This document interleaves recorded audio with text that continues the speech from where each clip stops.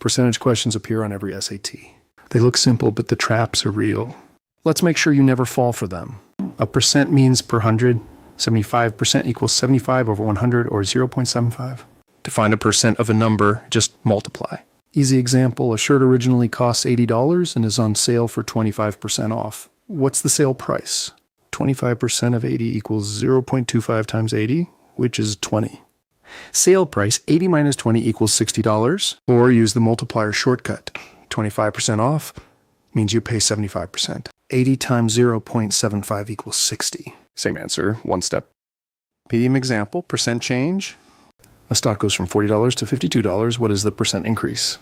Oh, change equals 12. Percent change equals 12 divided by 40 times 100 equals 30%. The key, you always divide by the original value, not the new one. Hard example, and here's the SAT's favorite trap, successive percentages. A store raises prices by 20% and offers a 20% discount. Is the final price back to the original?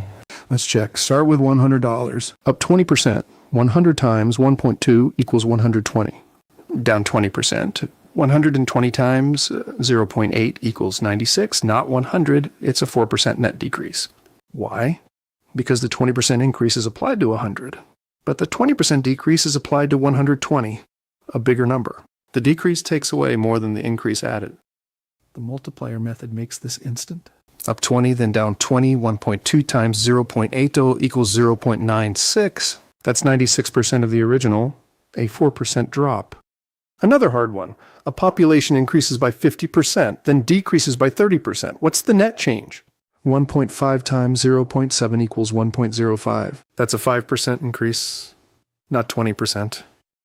SAT pro tip. Whenever you see successive percentages, immediately go to multipliers. Up 10% is times 1.1, down 15% is times 0.85. Chain them together and you instantly know the net effect. Recap, part equals percent times whole. Percent change, divide by the original. Successive percentages, I'll multiply the multipliers and never assume up, then down by the same percent gets you back to the start. Practice more on NovaMaths.